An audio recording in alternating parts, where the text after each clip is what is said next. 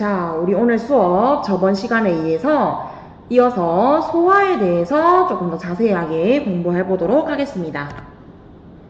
자, 오늘 수업은요, 영양소가 흡수되는 소화의 과정을 뭐랑 관련 지어서 이야기한다. 소화 효소의 작용과 관련을 지어서 이야기를 할 것이다. 자, 소화란 무엇이었는지 저번 시간에 했다, 그죠? 이로 씹는 작용은 소화가 아니라고 했어요. 왜냐?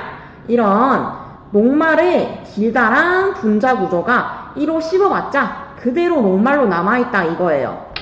자, 그래서 뭐가 소화다?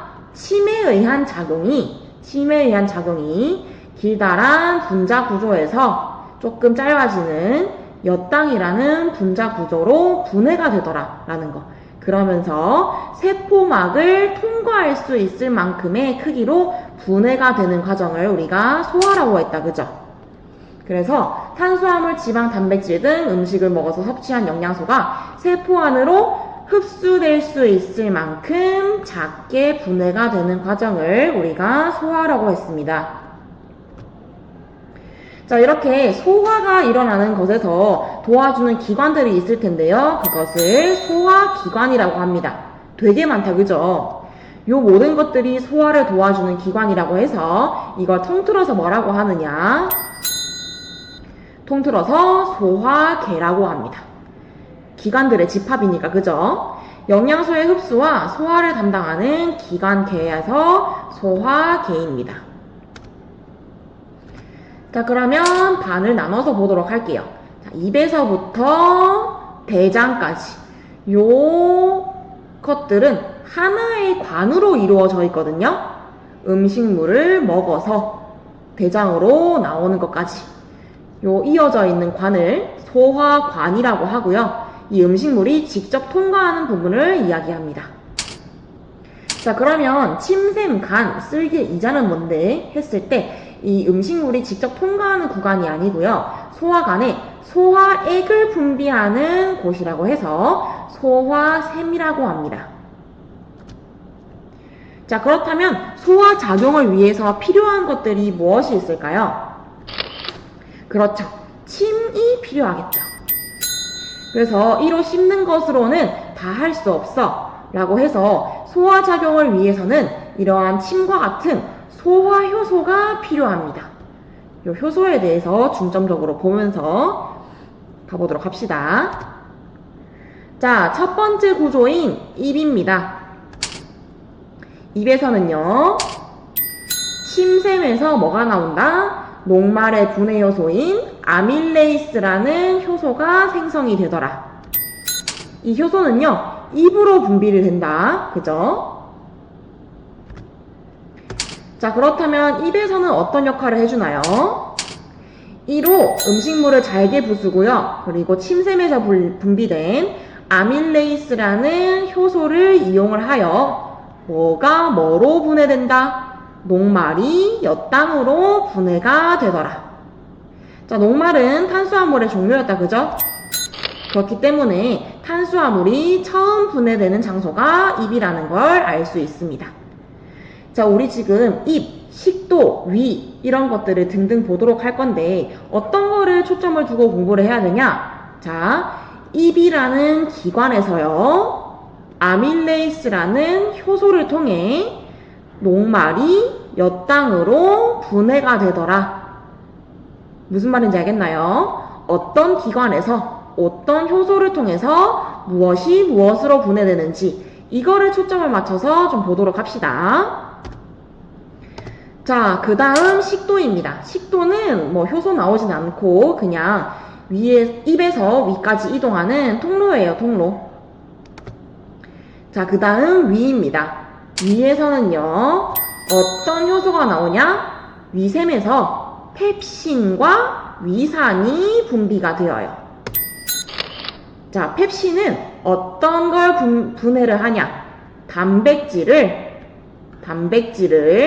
중간 산물로 분해를 해주는 효소예요, 효소. 펩신은 단백질을 중간 산물로 분해해주는 효소입니다. 자, 그런데 위산은 효소는 아니에요. 효소는 아니고 그냥 펩신의 작용을 돕는 살균 작용을 하는 친구더라.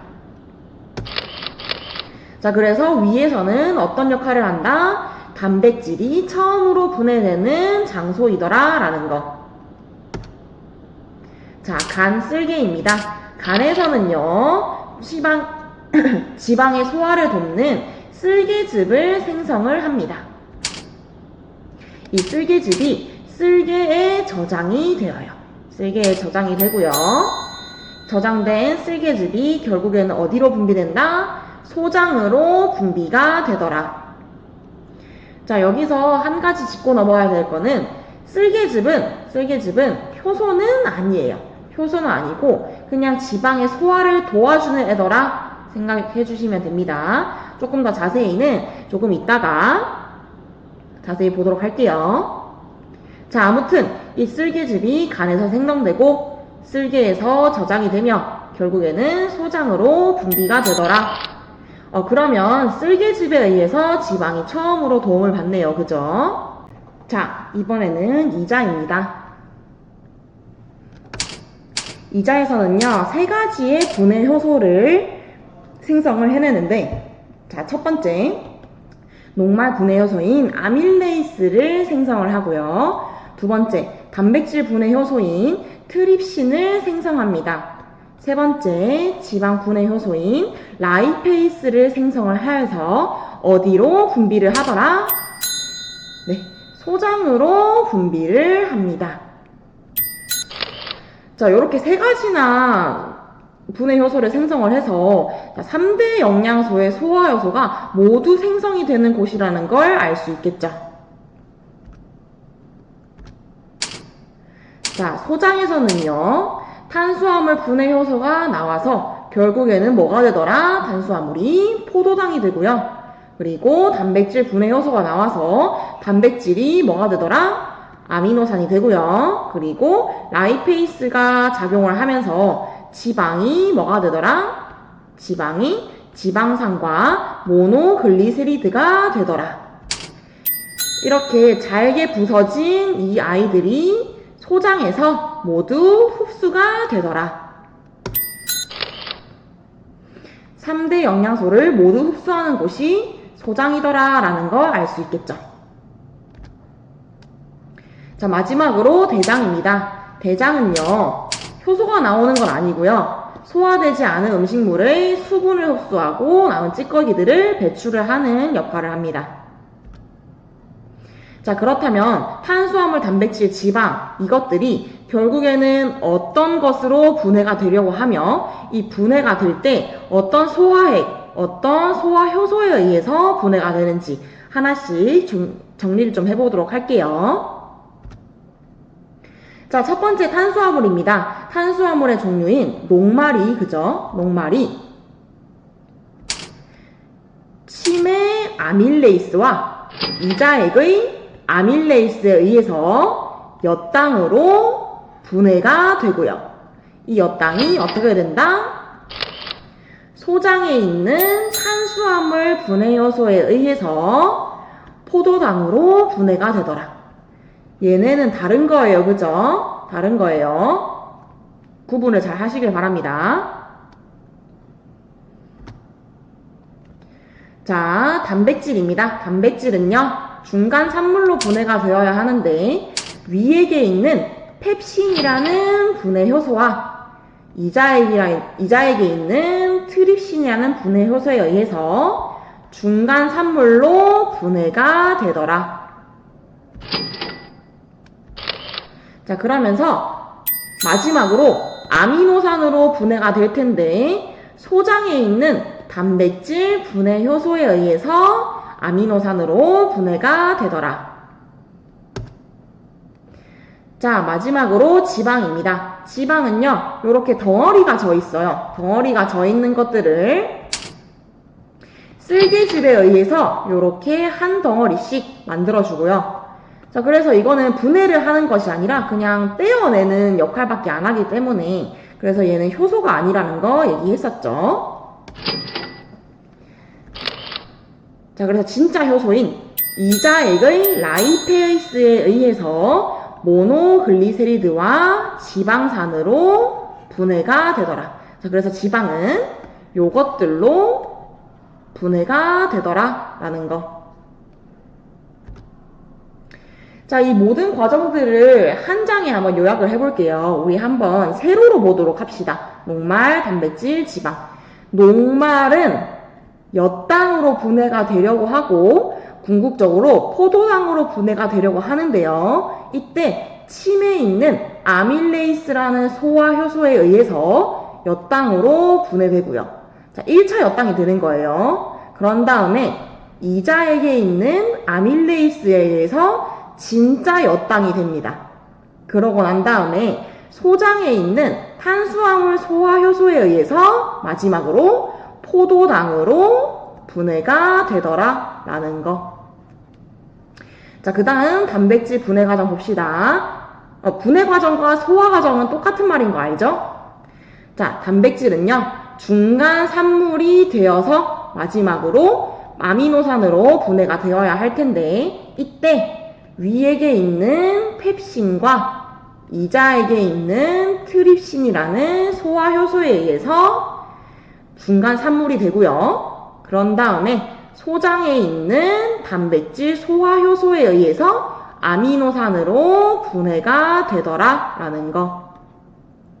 자, 마지막으로 지방입니다. 지방은요 덩어리가 져 있었는데 이 덩어리 져 있던 걸 하나씩 떼어주는 쓸개즙이 역할을 해주죠. 자, 근데 효소도 아니다? 얘는 효소는 아니다.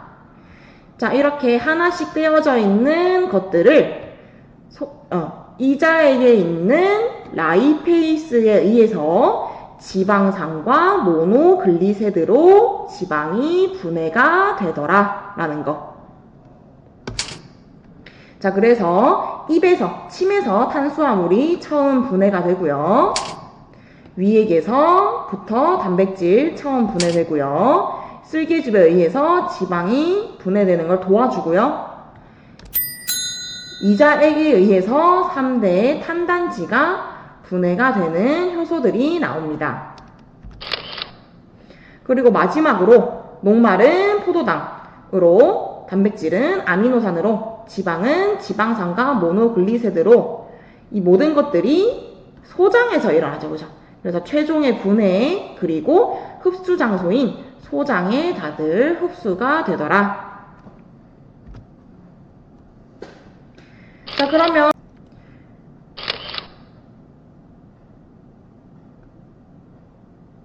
자, 그러면 우리 소장에 대해서 조금 더 자세히 보도록 할게요. 소장은요, 자세히 보면 이런 식으로 생겼어요.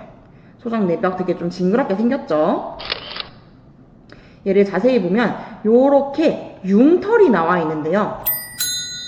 융털은 요 빨간색, 파란색 관과 중간에 있는 노란색 기둥으로 나눠줄 수 있어요. 자, 이 융털 어디서 많이 볼 수 있냐면 우리 수건에서도 많이 볼 수 있어요. 수건도 흡수를 좀 잘하기 위해서 이렇게 융털 모양으로 생겼거든요. 자, 이런 융털 소장 내벽과 비슷하게 생겼고 요 빨간색, 파란색 부분인 모세혈관과 그리고 중간에 있는 노란색 기둥인 암주관 요렇게 이루어져 있습니다.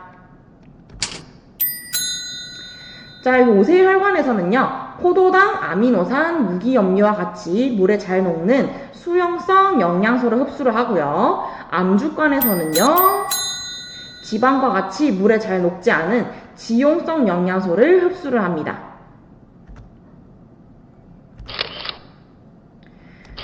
자, 그래서 소장에서 흡수된 영양소가 심장으로 이동을 하고 온몸으로 운반이 되어 조직을 이루는 세포에 흡수가 되더라 라는 거.